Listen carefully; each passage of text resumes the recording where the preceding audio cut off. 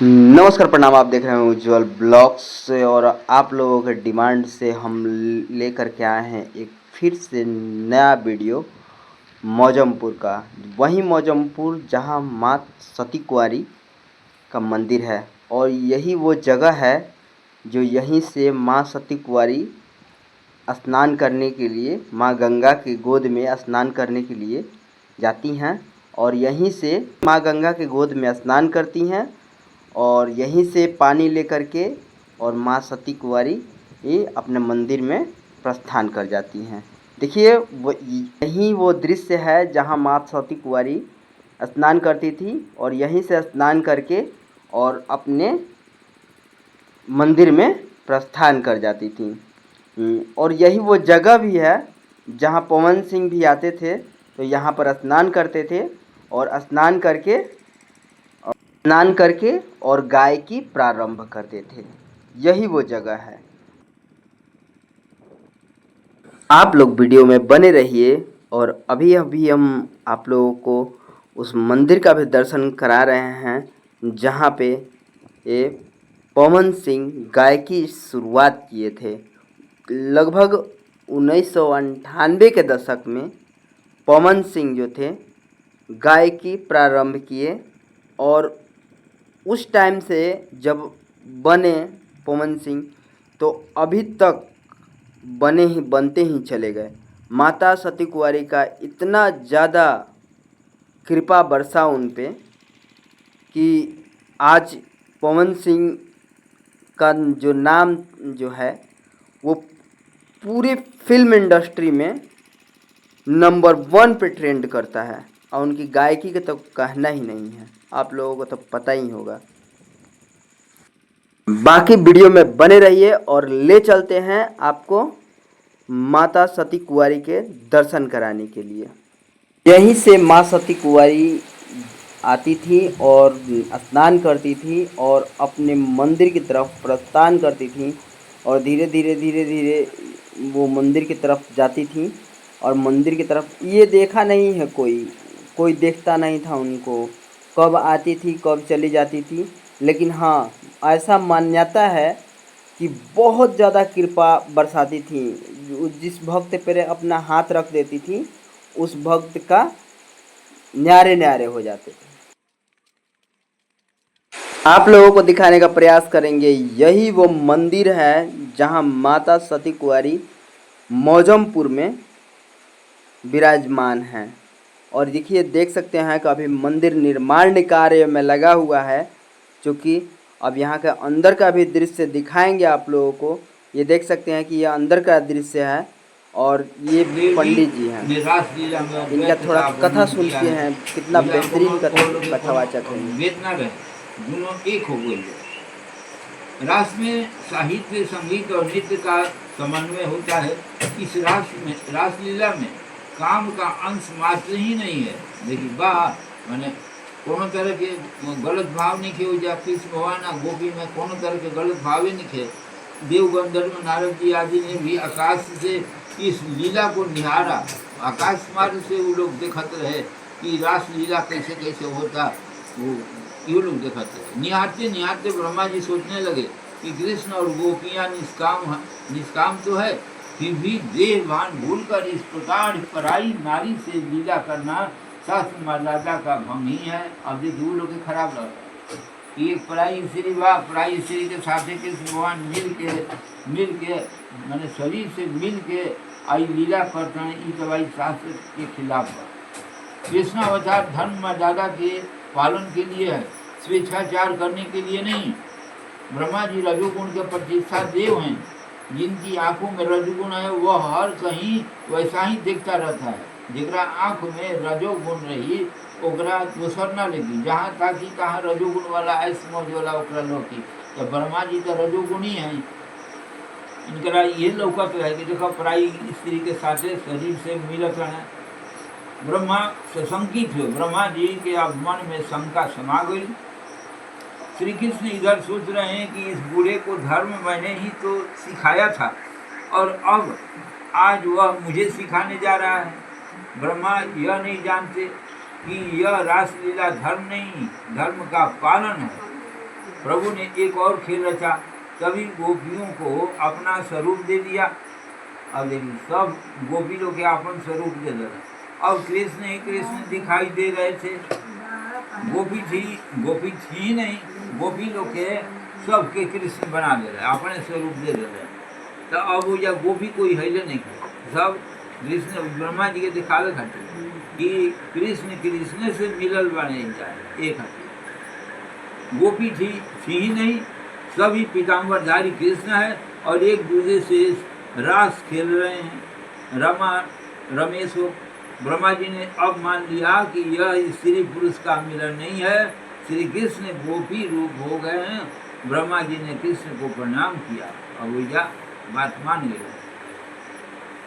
यह विजातीय तत्व का, स्त्रीत्व और पुरुषत्व का नहीं, अंश और अंशी का मिलन है। अंश कह जाला हमनी के अंश ही जा, ये संसार में हमनी के अंश बन जा, परमात्मा अंशी है। आज गोपियां श्री कृष्ण में प्रभु रूप बन गए। ब्रह्म रूप हो जाने के बाद जीव का स्वत्व कहाँ रहा? ब्रह्मा जी ने क्षमा याचना की। अब ब्रह्मा जी देखिए अब क्षमा याचना भगवान से करते हैं, ऐसे तो उनका मन में तरह तरह के बात आ गई शंका, ऐसे ब्रह्मा जी मैंने क्षमा याचना करता हैं। फिर जितनी गोपियाँ थी उतने ही स्वरूप प्रभु ने धारण किए और सभी गोपियों को दिव्य आनंद का दान उन्होंने दिया। यदि इस लीला में काम का हेतु होता तो वह बंद कमरे में की जाती, किंतु यह तो खुले मैदान में हुई थी, मैंने खुले मैदान में हुई बा।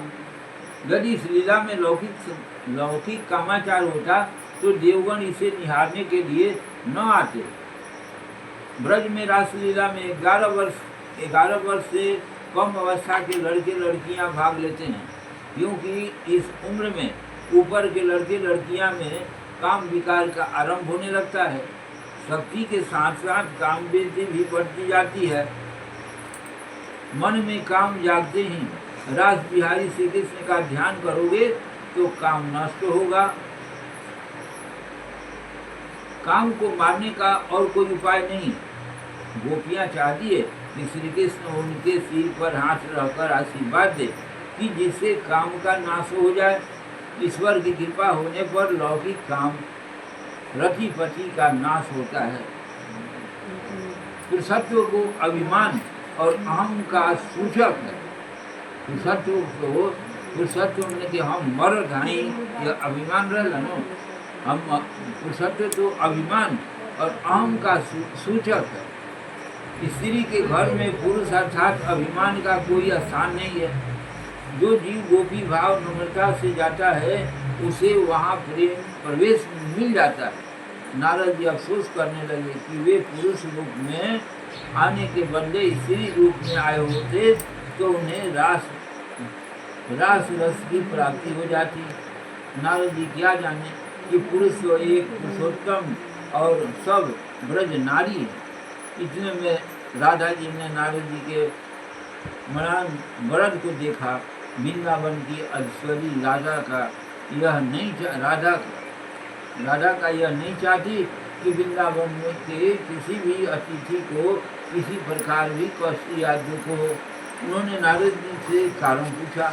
नारद जी बोले मुझे श्री कृष्ण से रास खेल कर गोपियाँ सा आनंद पाना है। जैसे गोपी लोग के आनंद मिलल बा वैसे ही हमरो आनंद मिले के चाहिए। राधा जी बोली आप राधा कुंड में स्नान करेंगे तो रासलीला में प्रवेश मिलेगा। राधा जी बोली कि वो राधा कुंड बा उसमें जाके तुम अब कन्या के अब तब रासलीला में भाग ले सकेगा। राधा कुंड में स्नान करने से नारद जी नारदी बन गए, मैंने स्त्री बन गए, नारदी बन गए। उन्होंने सोच लिया था कि यदि परमात्मा मिलते हो तो नारी बनने में क्या आपत्ति है। अगर नारी शरीर से परमात्मा मिल जाए तो नारी बनने में तो कोनो हाजा नहीं कहूँ बनिए बात। आज तक पुरुषत्व के अभिमान ने ही तो मुझे प्रभु से इतना दूर रखा। आज हम पुरुष के अभिमान के लिए रहे कि हम पुरुष हैं, हम मर्द हैं। मैंने ये अभिमान में आज तक इतना दूर फेंका गई परमात्मा से। आज तक मैं इसी अभिमान में डूबा रहा कि मैं पुरुष हूँ, बड़ा कीर्तनकार हूँ, मैंने हम खूब भगवान के कीर्तन करीला, ये अभिमान में हम लोगों ने गोपियों ने अपना स्त्रीत्व छोड़ दिया और नारद जी ने अपना पुरुषत्व, संसारिक धर्मों का त्याग करके प्रभु की ओर जाना ही तो जीव का धर्म है। मैंने देखिए यही सब कोई खाती बात पता नहीं कि सांसारिक धर्मों का त्याग करके प्रभु की ओर जाना ही तो जीव का धर्म है। जीव के हमने के धर्म की परमात्मा की तरफ चली जाए, ये संसार के कर्म धर्म छोड़ के परमात्मा की तरफ चली जाए, ये जीव के धर्म। देववान पुरुषत्व स्त्रीत्व की भावना प्रभु मिलन में बाधक है, बाधक। ऐसा देहवान छोड़े बिना जीव ईश्वर के निकट जा नहीं पाता। अभिमान जीव रास लीला में प्रवेश पा नहीं सकता। गाय सम्मान नम्र गोपी बन कर जाओ, वैसे तो पुरुषत्व अहम भाव का प्रतीक है। पुरुषत्व कहता नहीं कि अहम भाव के प्रतीक है।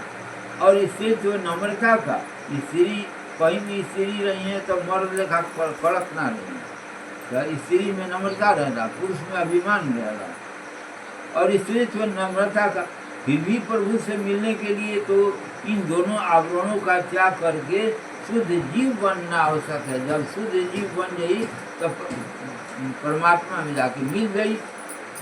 कब? जब शुद्ध चित्त भी शुद्ध हो जाई, मन भी शुद्ध हो जाई, तो अपनी विद्या ज्ञान कीर्तन कारत्व का अभिमान न हुआ तो नारद जी को रासलीला में प्रवेश मिला। ये जब देखिए स्त्री बन गए नारद जी, सब अभिमान खत्म हो गई कि हम पुरुष हैं, हम भाई हैं, हम बहुत ज्ञानी हैं, सब खत्म हो गए। तब रासलीला में उनका प्रवेश मिल गई। वे गोपी बनकर रासलीला में आए। गोपी नम्रता को प्रभु रासलीला में प्रवेश देकर आनंद देते हैं। गोपी नम्र जीव, गोपी का मतलब भाई कि नम्र जीव को प्रभु अपनाते हैं। ये जौन जीव नम्र रहेगा, जरा अंदर नम्रता रहेगा, ओकरे के भगवान अपनावेलन। जे करे खा बनल रहेला, ओकरा के भगवान ना। गोपियों को श्री कृष्ण से प्रेम था, मोह प्रेम था, मोह नहीं। कृष्ण भगवान से गोपी लोग को मोह ना रहे, प्रेम रहे, असली प्रेम रहे। आत्मा का चिंतन प्रेम उत्पन्न करता है, आत्मा का चिंतन प्रेम उत्पन्न करता है और शरीर का चिंतन मोह उत्पन्न करता है। शरीर के चिंतन करब तो मोह उत्पन्न करो, हम कैसन नहीं, कैसन हो गई, का करी का न करी, हई करी हो करी, ये मोह उत्पन्न हो गई। अपने प्रिय पात्र की आत्मा का स्मरण चिंतन ध्यान करो, शरीर का नहीं। पता नहीं शरीर के जानने के करेंगे, ध्यान करेगा तो प्रिय पात्र के आत्मा का स्मरण करो, अचिंतन करो। प्रेम में अति से धीरज आवश्यक है। प्रेम में अति से मैंने जरूरत से ज्यादा का की जरूरत बा, धीरज। धीरज भी कैसा? रुक्मणी ने अपने एक पात्र में श्री कृष्ण को लिखा था, पत्र में लिखा था, चाहे कितने भी जन्म मुझे लेने पड़े किंतु वरूंगी तो आपको नहीं।